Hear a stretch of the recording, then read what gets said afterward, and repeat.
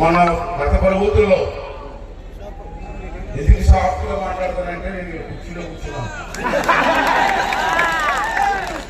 చంద్రబాబు గారు నాకు ఓటి బ్లాక్ చేశారు. మామూలు ఇంత ముందుగా మాట్లాడడానికి నాకు అవకాశం లేదు. అధ్యక్ష అంటే ఏమమ్మా కుర్చీ కాదు విలువది. రాజ్యాంగం పట్టమైన కుర్చీ అది. ఎవరికో కానీ అదృష్టం రాదు. ఈ రాష్ట్రంలో 10 మంది ప్రతిభా భారతి తగ్గి సత్యనారాయణ గారు ఇటువంటి పెద్దలు ఎంతోమంది ఆ కుర్చీలో కూర్చొని రూలింగ్ ఇచ్చారు. నాకు చంద్రబాబు నాయుడు కుర్చీలో కూర్చోబెట్టారు. నా బాడీ లాంగ్వేజ్ గా కుర్చీ సరిపోతలేదు. అది బాధ నాకు. సరే పెద్దలు ఇచ్చారు. నేను అసెంబ్లీలో మాట్లాడుతున్నారు, అది చూసుకుంటారు. నాకు మీరు ఇచ్చింది చంద్రబాబు నాయుడు గారు నాకు ఇచ్చింది పదవి కాదు, బాధ్యత. ఆ బాధ్యత కుదరా వేసుకొని నేను పనిచేస్తాను.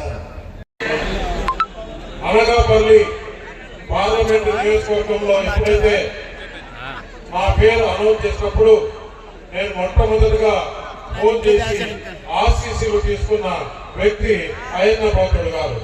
ఎందుకంటే ఆయన ఫోన్ చేసి భారతీయ జనతా పార్టీ అనౌన్స్ చేసిందంటే ఏం పర్వాలేదు, నువ్వు రా ఇక్కడికి, ఏదైతే విజయ్ క్యాండిడేట్ గా ఉంటాడో నువ్వు క్యాండిడేట్ కూడా నేను అదే మాదిరి సపోర్ట్ చేశానని చెప్పి ఆ రోజు నాకు ధైర్యం ఇచ్చిన అయ్యన్న పాత్రుడు గారికి ప్రత్యేక ధన్యవాదాలు. వారికి నా పాదాభివందనాలు తెలియజేస్తున్నాను. ఒక సభకు ఒక సాంప్రదాయం ఉంటుంది. మన అసెంబ్లీకి కంపల్సరీగా స్పీకర్ స్థానంలో కూర్చోబెట్టే ఎవరినైనా అన్ని పార్టీల వాళ్ళు ఫ్లోర్ లీడర్స్ వచ్చి సాధారణంగా ఆయన తీసుకెళ్ళి కుర్చీలో కూర్చోబెడతారు. అయ్యన్న పాత్రుడు అంటే భయమో తెలియదు, అయ్యన్న పాత్రుడు గారిని తీసుకెళ్ళి ఇష్టం లేకో తెలియదు. అయ్యన్న పాత్రుడు గారి పేరు చెప్పిన దగ్గర నుంచి కూడా ప్రత్యేక హోదా గురించి మాట్లాడేసి ప్రతిపక్ష హోదా గురించి మాట్లాడుతున్నాడు ఈ జగన్మోహన్ రెడ్డి. మన కష్టం ఊరకనే పోదు. అసెంబ్లీలో చంద్రబాబు నాయుడు గారు ఎలా అవమానించాడంటే, ఒక ఇద్దరు అభ్యర్థులు నుంచి వచ్చారంటే నీ ప్రతిపక్ష హోదా కూడా పోద్ది, ప్రతిపక్ష హోదా రాకుండా ఉంటావు చూసుకో అని ఆ రోజు మాట్లాడాడు. కానీ ఈ రోజు నీకు ప్రతిపక్ష హోదా కావాలంటే అయ్యన్న పాత్రుడు గారికి భిక్ష అడిగితేనే కానీ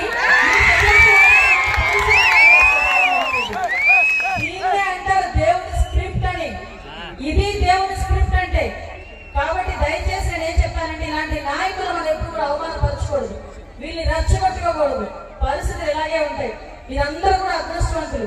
సుమారుగా కొన్ని 40 సంవత్సరాలుగా అయ్యన్న పాత్రుడు నాయకత్వంలో నాకు తెలిసి నర్సీపట్నం నియోజకవర్గంలో ప్రతి కుటుంబం కూడా అయ్యన్న పాత్రుడు గారు చల్లవారిని ఇది చేసుకున్నారని చెప్పుకునే ధైర్యంగా గుండె చేసుకునే పరిస్థితి ఉండాలి తప్పించి ఎవరు కూడా లేదు అనుకునే పరిస్థితి అయితే ఉండకూడదని మనస్ఫూర్తిగా కోరుకుంటూ విజయ్ గారికి అదేవిధంగా రాజేష్ కూడా ప్రత్యేకంగా ధన్యవాదాలు.